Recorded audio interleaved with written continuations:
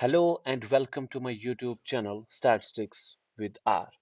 In previous videos, we saw how to fit linear regression models, how to select the variables for model building. But during the process of model building, it is very imperative to see that there are some observations that affects the summary output of regression models, which we called outliers and leverages. In this video, we are going to discuss about how to detect these points which affects the summary output of a regression model. An outlier is an observation which is away from the trend of a data set corresponding to the dependent variable. In the regression modeling approach, we define the outlier as an observation with large residuals, and interquartile range is one of the method for the detection of an outlier. It is based on the quartile 1 and quartile third. If a value within the data is greater than the value obtained by this equation, we consider it as an outlier. And if the value obtained is greater than this value, it we consider it as an outlier. So first we will be having a look at the data which we are going to use in this video. So the data which we are going to use in this video are having three variables: yield, plant height, and the plant population. And first we will see that how to see whether there is an outlier within our response variable, which is the yield. So first we will try to attach the data using the attach function. Then we will first try to plot the two variables by producing the scatter diagram by keeping plant height on x-axis and yield on the y-axis. After running the script, you can see the scatter diagram where you can see that there's a trend. When the plant height is increasing, the yield is also increasing. But an observation which is away from the trend of the data set, which is probably the outlier in the data set, as you can see the graphically. And there are also some points which are the maximum or extreme we can say extreme observations in our data set. So first we will try to visualize our outliers with the help of a box plot by producing the box plot using the box plot function, then the data, then we will give a response variable. After running the script, you can see in the within the box plot that there's a one observation which is encircled by a small circle here, which is saying that there is an outlier present in the data set corresponding to our response variable yield. But to see that which row within this data set is, we are now going to see the exact value of this outlier by using the function boxplot.stats. And here we have to mention the name of our dependent variable. And we will store this into some object called OT. So after running the script, then we will run the OT again to see the outlier in our data set. The first output, it is giving the summary output where it is giving the minimum value, quartile 1, median value, quartile third, and the maximum value along with the number of observations in our data set with the confidence level of the data set.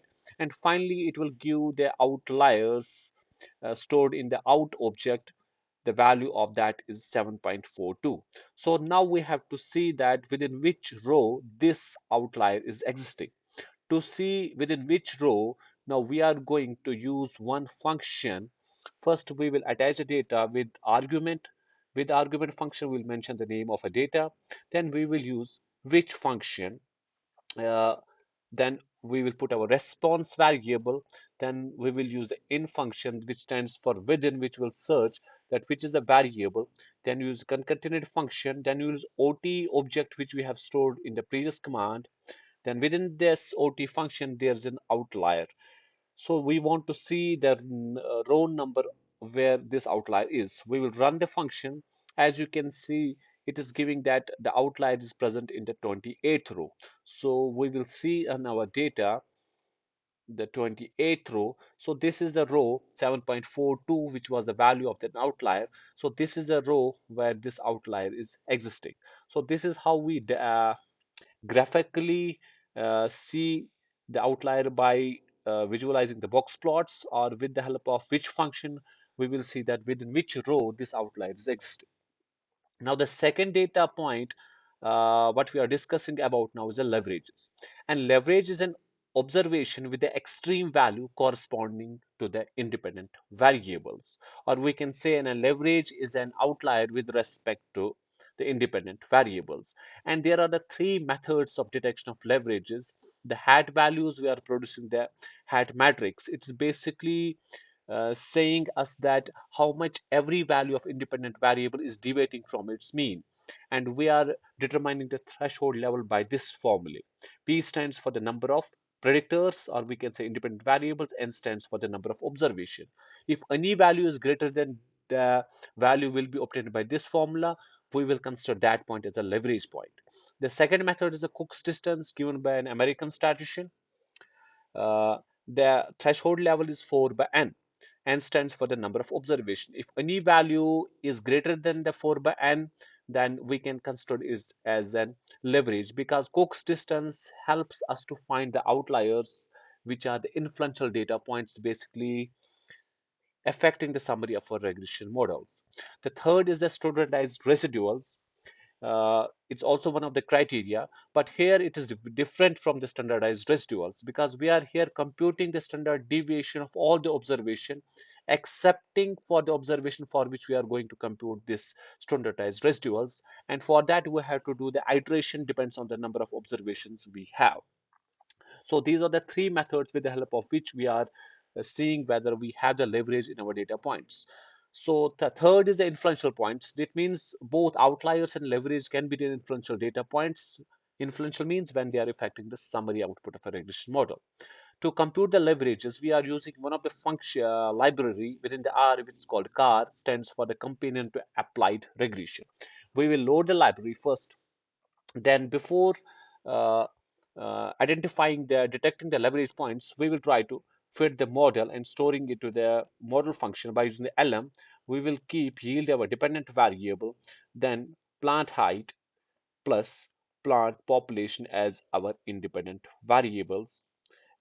Then we give the name of the data set as a data. So after running the model, now we have to use the function within the car package to see whether there are the leverage points in our data set. To see the leverage points in our data set, first we will use a one function which is called influence function, which is available within the package called car. So for that we are using the influence index plots, and within the function we have to give the argument model. So we will run the script. As you can see that after running the script, that we have the diagnostic plots uh, to see whether there's a leverage or not on the basis of the four criteria: the Cook's distance, standardized residuals, Bonferroni p-value, and the hat values. As you can see from the Cook's distance criteria, that 28th, 31st, and 12th, 13th observations will be considered as a leverage points from this criteria. But from the standardized criteria, as you can see, 28 data, or this row number within the data is also, we can consider this as a leverage from this criteria. And from the Bonferroni correction, the only one data point is an leverage point, which is a 28 data point. And on the base of hat values, there are so many data points, mostly 31 row number, 34th row number. These will be considered as an leverages. So it is giving us all the diagnostic plots, or the criteria with the help of which we will be trying to identify the outliers.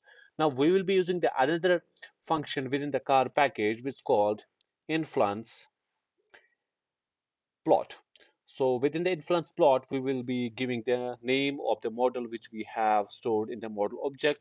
And now you can see that all the values of the three criterias, stored as residuals, hat values, and the Cook's distance. That means this row number 13th, 28th, 31, and 34 are the leverage points. And it's also giving us a graphical visualization of the Cook's distance, with the help of which we will be able to see. That means the 28th row is the high leverage point, because the size of the circle is large corresponding to the other values. 13, 34, and 31st row is also the leverage points, because if we are considering only one criteria, it will give us a few leverage points, because the threshold level for the standardized residuals is 3. So from that threshold level, we can see there's only one leverage point.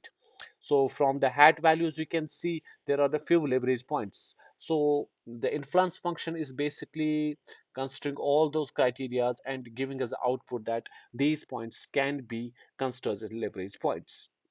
Now we will be using another library. It's called Broom library, which is you can install it using under the package section from the install button. Then we will use the augment function, which is available with the Broom package, giving the within the parenthesis we have to mention the name of the object as a model, which we have run in the previous command. So we will run the function. As you can see, it will give us the values for all the traits characters which we have.